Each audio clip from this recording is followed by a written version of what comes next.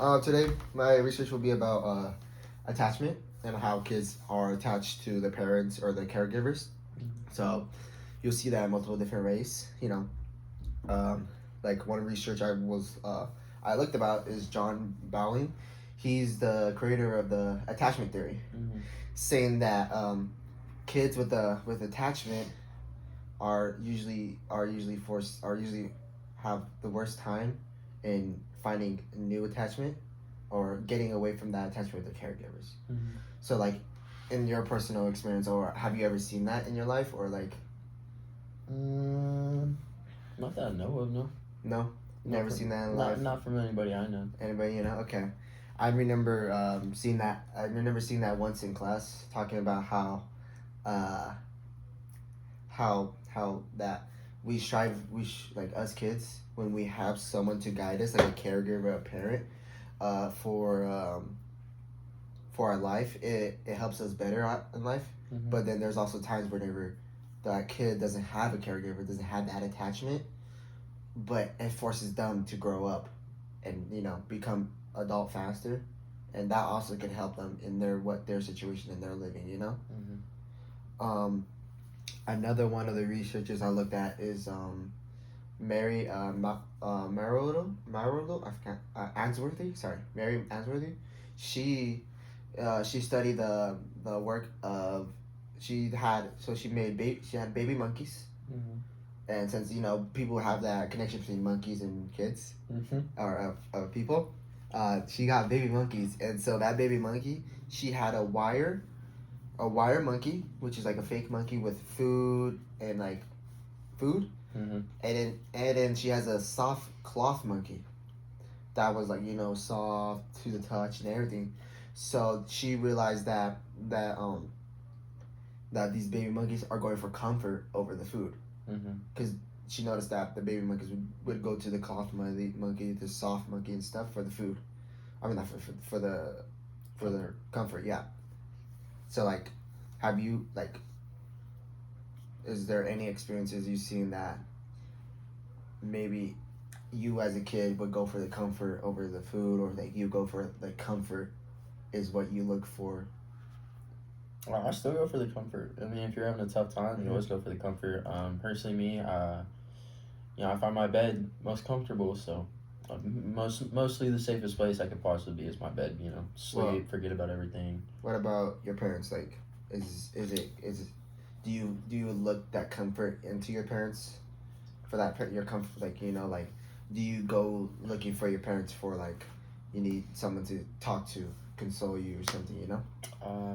No, not really. I've always been kind of independent, so I don't normally talk about my feelings much. Kind of bottle them down, sleep everything off, and always wake up to a new day and forget about everything else. Okay.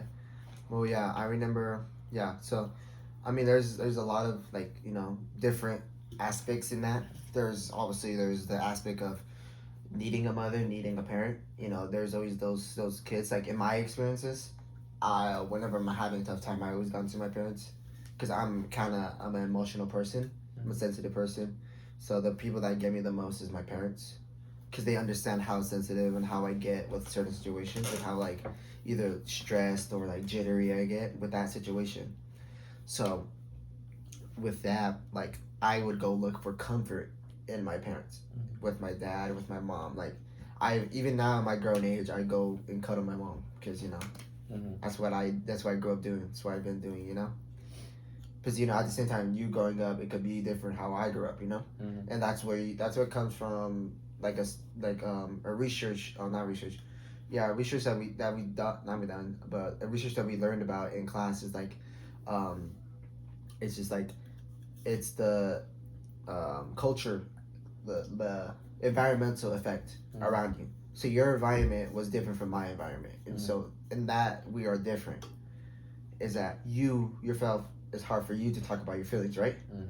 But me, it's not hard for me, because I've been taught to be open up my feelings, tell my parents how I feel.